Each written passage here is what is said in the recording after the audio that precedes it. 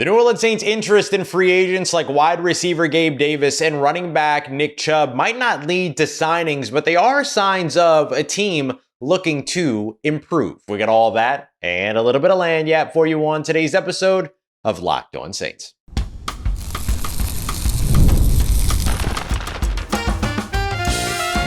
You are Locked On Saints, your daily New Orleans Saints podcast, part of the Locked On Podcast Network. Your team every day.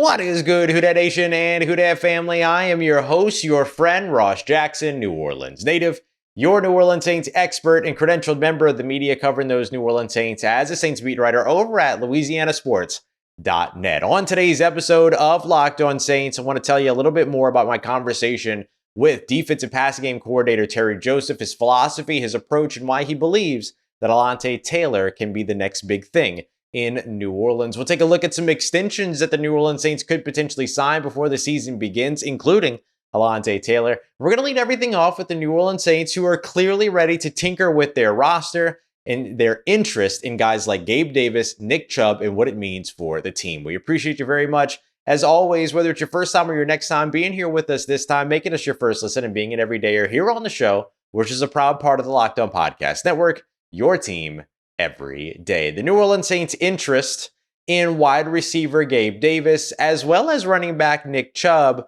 probably, or at least might not lead to signings and won't turn the New Orleans Saints into a winning team if they did get those signings done. But they do show you signs of a team that are looking to improve. I want to start off with Gabe Davis first, because I think we all kind of know that Nick Chubb is going to end up with the Houston Texans. There was some reported interest between the Saints and Nick Chubb from Jeremy Fowler over at ESPN. No surprise that the New Orleans Saints are looking to further conversations in their running back room, but I think that more so had to do with Nick Chubb being available than anything else. But it sounds like he's going to be headed to Houston. So by the time that you're enjoying the show, he might already be in Houston. So we'll see where things go with all that. So I want to lead off with Gabe Davis here, because Gabe Davis, according to Ian Rappaport over at NFL.com, or NFL Network rather, reports that the Saints are going to be looking to host Gabe Davis here over the course of some point this week. And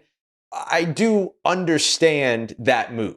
We've been talking about the New Orleans Saints being in need of a bigger body. The Saints don't believe that they need a bigger body, but yet here they are bringing in Gabe Davis for a visit. So actions speak louder than words. No surprise. But Gabe Davis, only really kind of a bigger body, 6'2", that matches Bub Means, that matches Cedric Wilson Jr., that matches Kevin Austin Jr., so not really a bigger body, 225 pounds, however, and being a solid run blocker, I think those are the places where he checks the boxes of being a bigger body that plays bigger than he might be. Here's the thing, though. When it comes to Gabe Davis, there's a lot of question marks. Gabe Davis, formerly of the Buffalo Bills, last year signed an enormous and really unexpected contract with the Jacksonville Jaguars.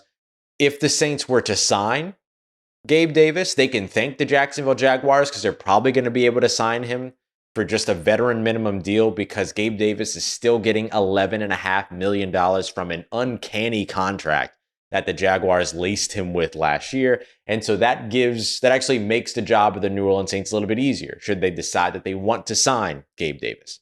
But here are my concerns, or here are the concerns around the wide receiver. He visited recently with the Pittsburgh Steelers, did not sign with the Pittsburgh Steelers, and came away from that visit, according to Ian Rappaport of NFL Media and NFL Network, after kind of undergoing a physical that he wasn't ready yet. This is a guy that's recovering from a meniscus injury that took place in Week 11 of the 2024 NFL season. And so it doesn't sound like he was ready when he visited the Pittsburgh Steelers, which was very recently. I would imagine that would mean that he would be not so ready once he visits with the New Orleans Saints as well. The good news there is that there's really no rush, right? You're about to go into 3 days of mandatory minicamp, and then you go into over a month off before you return for training camp. If he's ready for some point in training camp, then that's fine, because we need to come to grips with the reality of what signing Gabe Davis would mean, which we'll take a look at here in a moment. But here's the other concern around him. He's got a 53.7 career catch rate, 53.7%, catch rate over the course of his time in the NFL. And he has never topped a 60% catch rate in his career either. So he's not been the most reliable. He's been consistently inconsistent. And he has not been the type of player, even though he has huge games every now and then. He had enormous games as a Buffalo Bill. He's not somebody that the Saints sign that walks in and immediately becomes a top 3 wide receiver or a top 2 wide receiver in this system. He becomes somebody that can contribute, and he becomes somebody that can help you in the run game because he's an outstanding run blocker. And with that 225-pound frame and that powerful frame that he has, he would be a great asset for the New Orleans Saints in that scenario. So here's the reality of what a Gabe Davis signing should look like for the New Orleans Saints if they were to go that route. 1 year, vet minimum. He's getting $11.5 million from the Jacksonville Jaguars. You give him a $1.255 million base minimum salary. He's walking away by the end of his 2025 with over $12 million. And you as the New Orleans Saints are giving him 1.12. Not a bad situation. Fine, right? Or 1.255, sorry. So good situation there. But you also sign him as your 3rd or 4th wide receiver. He's not going to go out there and be your quintessential X. He's not going to go out there and be your number 1 wide receiver. He might still fall behind a guy like Bub Means by the time that it's all said and done. But what he does is that he gives you a valuable blocker and another weapon that can go out there and probably have like 1 or 2 really, really good games for you. Really, really good games where he goes off for multiple touchdowns, all these other things. Like he has the propensity to do those things. He just has not ever had the consistency to do all of it.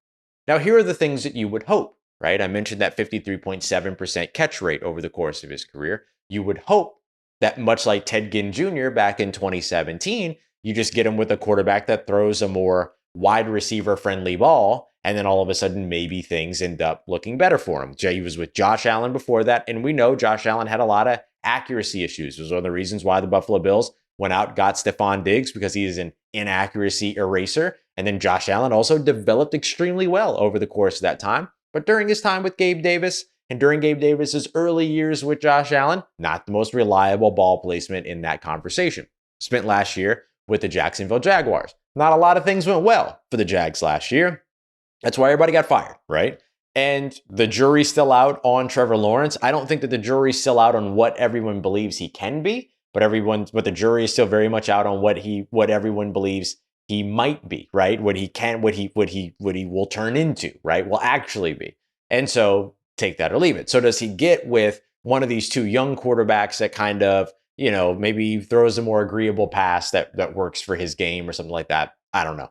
And so, that's what you would be hoping for. But I think Gabe Davis, for the part of the lifespan that the New Orleans Saints are in, which is that of a team that's rebuilding, Gabe Davis on a 1-year deal that doesn't cost you a lot of money, fine. Totally fine, right? Could be better than fine, high ceiling or low risk, high reward kind of a situation. If the Saints were 1 wide receiver away from being a playoff team and they were looking at Gabe Davis to help them get over the hump, that's where I'd probably be maybe look for other options or something like that. That's where I could see maybe a little bit of that attitude. But when it comes down to what it is that the Saints are trying to do here this year, if nothing else, Gabe Davis gives you another frame of wide receiver that helps you understand after 1 year with him, okay, yeah, that's the type of thing that we'd like to invest in moving forward. And it kind of gives you some clarity if you're the New Orleans Saints that way. So that's kind of the way that I look at the Gabe Davis thing. If they end up signing him, fine, all good. I could see the role that he fits into as a run blocker and how much that could contribute to this New Orleans Saints offense. However, don't expect him to go out there and be a game breaker. Don't expect him to go out there and be this big time playmaker. He is a contributor, not a game changer. And so I think that that's what you would be looking to sign him to, a contract that reflects that as well. So not a bad signing for the New Orleans Saints one way or another, but not necessarily a signing that's going to change their fortune and their future either. Coming up next, the New Orleans Saints have several players that they can lock down for their future, including wide receivers, corners, and even an offensive lineman. Let's get to that next as we continue on with today's episode of Locked On Saints, part of Locked On Podcast Network, your team every day. Today's episode of Locked On Saints is brought to you by our friends over at Monarch Money, your personal CFO, as I like to call it. It's an app on your phone that allows you to be able to really get rid of all those other money management apps that you've been wrestling with, because this Monarch Money is an all-in-one destination, kind of like a financial control center for you. Helps you check out all of your accounts, check out all of your investments, keep track of your spending and your budgeting as well, all in one place. I love Monarch Money. They actually gave us an opportunity to use this product, and I've used it, and I've just stuck with it ever since. It has been massively helpful, helping me track things where I maybe like my spending, I don't realize that I'm spending on stuff, or I'm spending way too much in certain areas of my budget, how to cull it down, all those other pieces. I absolutely love Monarch Money. I know you will too. Take control of your finances today with Monarch Money. Use promo code LOCKEDONNFL at monarchmoney.com for 50% off of your first year. That's monarchmoney.com, code LOCKEDONNFL for half off your first year. 4 players that the New Orleans Saints should consider extending before the season begins. Those 4 players, pair of wide receivers, Chris Olave and Rashid Shaheed. Alontae Taylor, the star slot corner, the star player that we're expecting in 2025. And then offensive lineman Trevor Penning enters that conversation as well. I want to start the conversation with Chris Olave. Chris Olave, the Saints have a little bit more time on.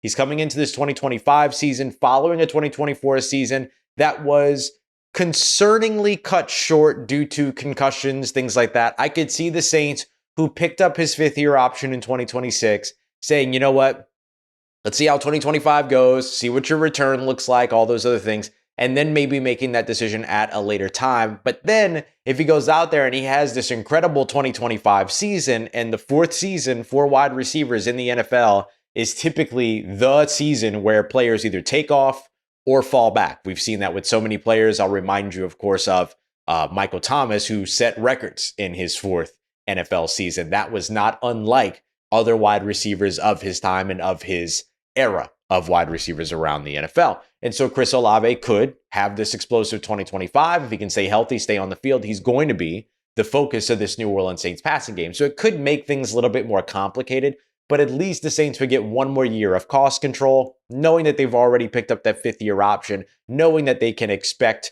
that $15 million, north of $15 million price tag in 2025. They're probably going to be just fine with that, and then maybe take this into 2026 and then have some conversations about how they might like to extend things moving forward at that point. But maybe, just maybe, the Saints say, you know what, want to get ahead of this, go ahead and get everything locked down, get everything set up so that you can lock in your top receiving option, not only for 2025, but for the beyond those years as well, or beyond that year as well, while also giving Chris Olave kind of a sense of security in terms of where he's going to land, despite the way that injuries were so concerning in 2024. So that's definitely a name to watch. His fellow wide receiver, Rashid Shaheed, coming off of a 2-year extension. He's now in his contract year. Coming off of that, he was an exclusive rights free agent. The Saints re-signed him to a 2-year deal back ahead of the 2024 season.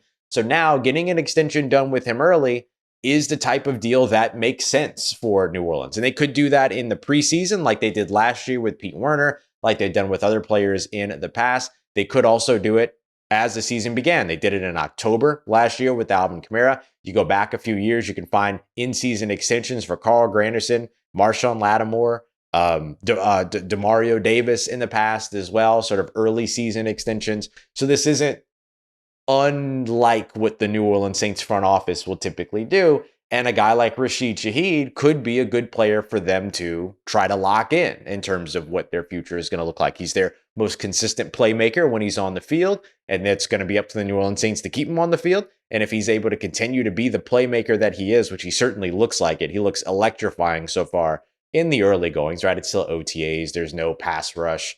Defenses, kind of scaled against in these situations and stuff like that. I understand that, but still, you can see the electrifying speed, you can see the quickness, you can see the route running capabilities, all of that when it comes to Rashid Shaheed, who also continues to look like he's bulking up too. So not only is he bulking up and getting stronger, but he's maintaining the speed. Those are good signs for New Orleans. So depending upon how much they feel that he is a part of their plans for the future, and the same conversation you could have about Chris Olave, the Saints could look to get ahead of that future and try to re-sign him, or rather extend him before this season even so much as begins. The player that I think might be the most likely to get that extension or early season extension will be slot corner defensive back, Alontae Taylor. Alontae Taylor is going to play a huge role in this defense. I was very serious the other day when I mentioned that I believe that he could potentially be the Saints defensive MVP going into 2025. I think that he could be one of the two biggest reasons that the New Orleans Saints defense sees a bit of a rebound in 2025 alongside Chase Young, who got his extension was a part of a re-signing at the beginning of this year.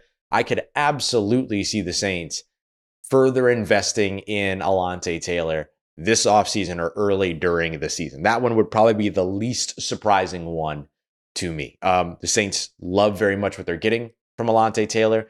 Kellen Moore described him as being a player that you get everything that you want from. He brings energy. He brings the level of play up around the rest of his position group. He brings up the attitudes of his team and of his defensive unit. He is an impactful player when he's on the field and a disruptive player in ways that matter. It's not just a situation to where he is,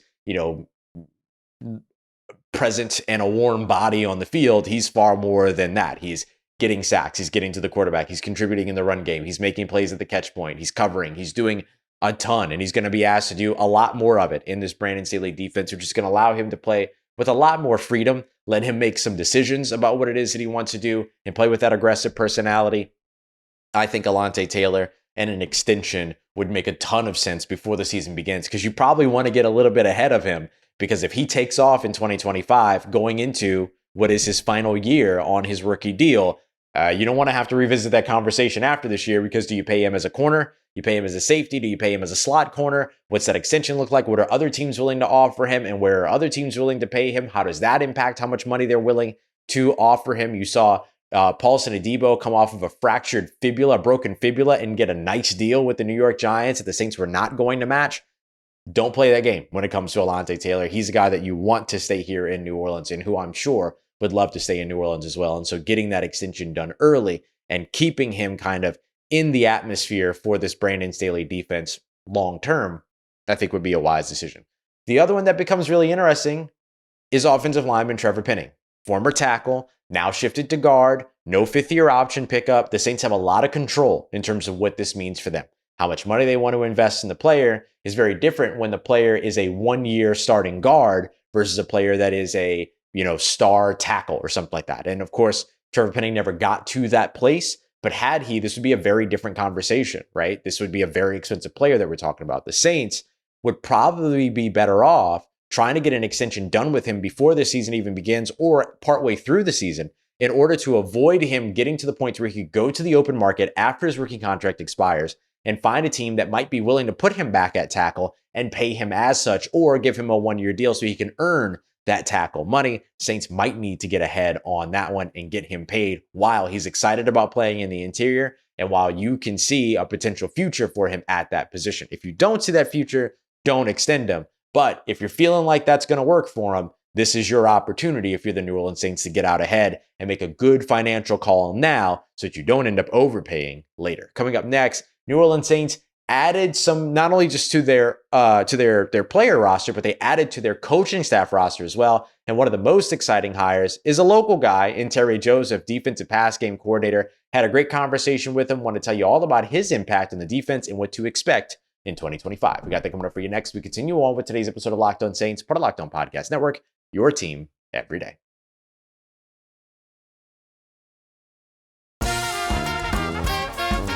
Let's get it, Who Dat Nation. Had a great conversation this past week, or really the week before last. Had a great conversation this past week with defensive passing game coordinator Terry Joseph. And the first thing that I asked him to do was kind of explain in his own words what not just being a defensive passing game coordinator is, because it's a relatively new position to the New Orleans Saints, but what a defensive passing game coordinator does when it comes to this particular offense, this particular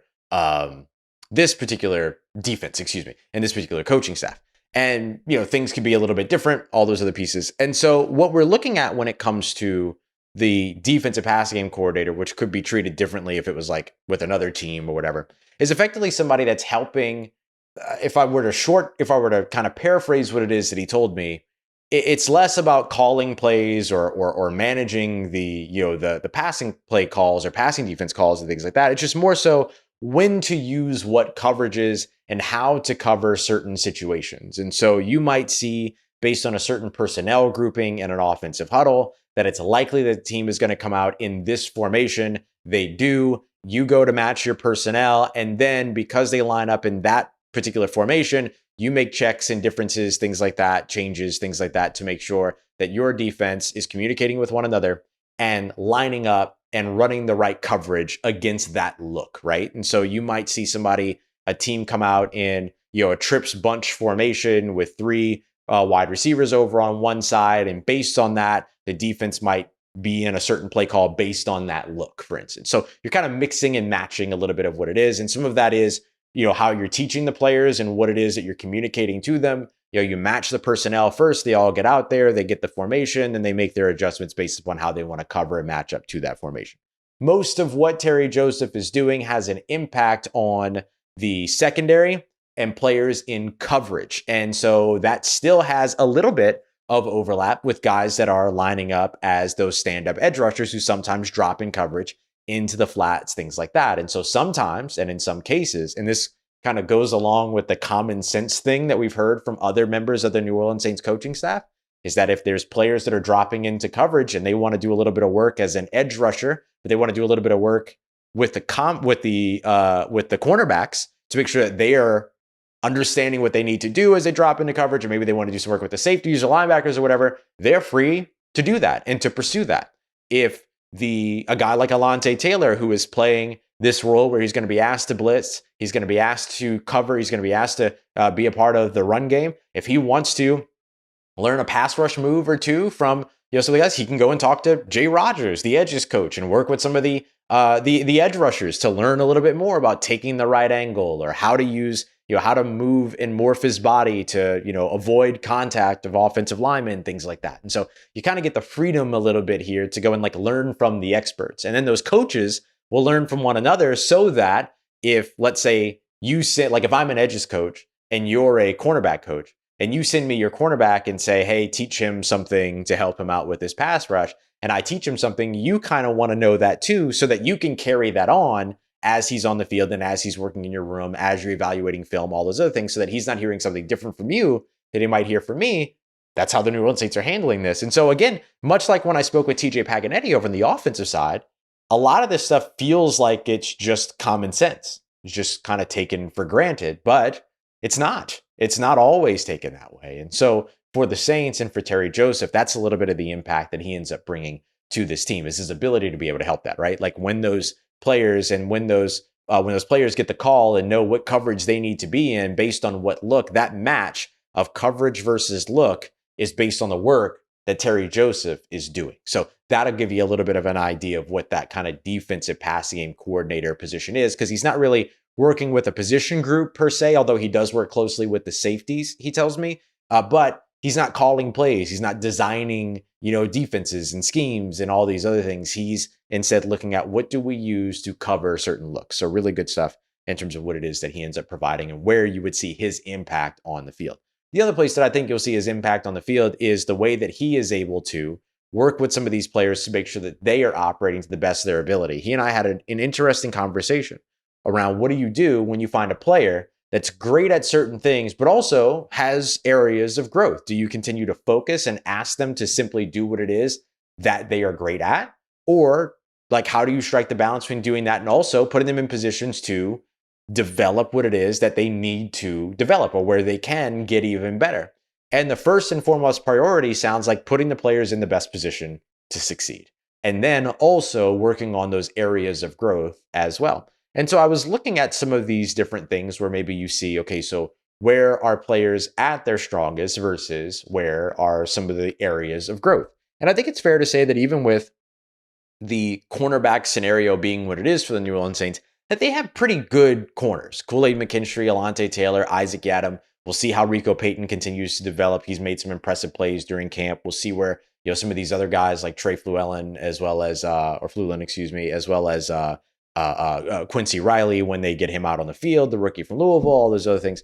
But so when you're looking at some of these players, I think the big thing that you can highlight with them individually is that, of course, they're all slightly different, right? Kool-Aid McKinstry, very what I would call a cerebral player, understands scheme, very, very fundamental in his game, but always has sort of been, kind of, I think the big kind of hit on him has always been like his athleticism and his speed, but then he shows you that athleticism and speed on the field. So putting him in position to be able to do the things that he does well kind of erases some of those concerns, and some of those concerns may be unwarranted. Anyway, Alontae Taylor, look, he hasn't always been the strongest in coverage, but he's been able to play such this disruptive role that the value is absolutely there. And the thing that we have to remember when it comes to slot cornerback play is that receptions are going to happen. And so really judging Alontae Taylor based upon, completion percentage isn't really the way to go. For him, it's really about what happens after the catch. Is he making plays at the catch point? Alontae Taylor missed 20 tackles last year, according to Pro Football Reference. That was the most on the team. That's a place where you want to see him continue to excel. But doesn't mean that you take him out of tackling positions or tackling situations until he's ready to tackle. He needs to go out there and continue to tackle. So you keep asking him to do what it is that he's strongest at, and then the rest of the stuff is going to continue to get better. You typically don't get weaker at the things that you're strongest at. So have him keep doing that, put him in position to go out there, tackle and make plays. And then when he gets more comfortable tackling and making those plays, the growth part kind of takes care of itself. So it's a really interesting approach in terms of all the different ways where a guy like Terry Joseph can end up having a major impact for this defense. All right, coming up in tomorrow's episode, everything that we're looking ahead to for mandatory minicamps, which kick off tomorrow. We appreciate you very much. As always, making us a part of your day, part of your routine, for saying yes to me on the show. If you see me, please say hi. And if you need anything else around your New Orleans Saints in between these episodes, make sure you follow me on your favorite social media at Ross Jackson, NOLA. Hit me up. Let me know how the family's doing. Let me know how you living. Let me know how you momming them. And trust you, that nation. I'll holla at you.